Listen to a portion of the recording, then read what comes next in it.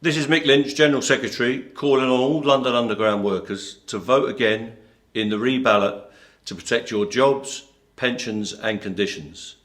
Look out for the green envelope that's coming to your house this week and make sure you vote yes to both questions and return your vote by May the 23rd. We have to make sure that we get the 50% threshold and a positive yes vote to both questions. We've already pushed the company back on their proposals and we're determined to keep up that fight. So make sure you vote along with everybody else in your workplace, vote yes for industrial action and defend your job, your pensions and your conditions. Hi everyone, Barros here, your National Executive Committee member. You'll all be aware that we're in the middle of starting our re-ballot for defending our jobs, terms and conditions and pensions. It's really important now that we all pull together and get this re-ballot done, get a massive yes vote. The new anti-trade union laws mean that every 6 months we are asked again if we're ready to fight, and what we have to do as a collective is make sure that answer is resounding yes. The strike action that we've taken on London Underground's pushed them back on their attacks on pensions and cuts. Don't forget that the idea was to have an implementation plan in place to attack your pension by March of last year.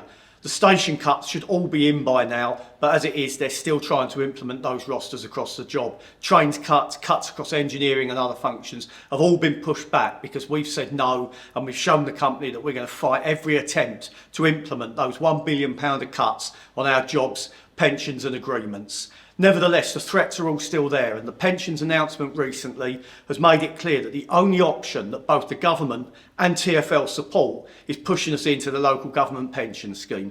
Be clear, if that were to happen, then people retiring at the age of 60, which most LU people do, would lose about a third of their pensions. Your pension contributions could be as much as doubled, and the transfer of risk takes place where if the pension scheme goes into a deficit, instead of the employer having to make that up, they increase your pension contributions even more. These are things that we absolutely cannot stand. And then of course there's the £1 billion of cuts being made across functions. We've all seen the implications on stations, new rosters being imposed that introduce more fragmented working, that leave people unable to cope with the work, that leads to a massive increase in unstaffed and closed stations, and of course many more extreme turns and antisocial working. Now they want to repeat the trick on trains, and they're coming for every agreement that we've got with them on train operator parameters and frameworks. What they're after is cutting somewhere in excess of 300 train operator jobs as part of these cuts. The sort of ideas that they're looking at are remote booking on, they want longer duties and longer running on the front between breaks, and they want short-term cover arrangements where you won't know what you're working from one day to the next and you're hanging on a message to your iPad to tell you what your duties are going to be the next day. We can't accept these sorts of ideas. And also on the asset side now, proposals are coming forwards for reorganisations across the asset performance directorate functions.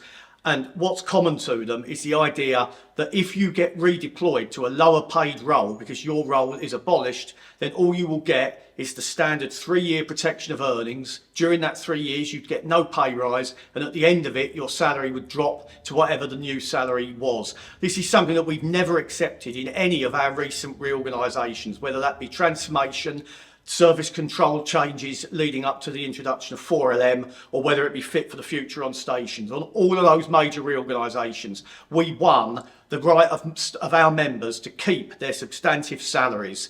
And we can only do that in this battle with another mandate. So it's absolutely critical that you return your ballot paper as soon as possible and put us in a position to keep this fight going.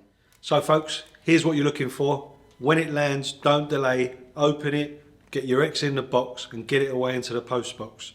This is what we all need to do. You need to speak to every colleague that you know is in the RMT and ask them if they've done the same. I know local reps will be doing the same thing, as will branch officers, but it must be down to every single one of us to get these little envelopes opened and sent off. Solidarity.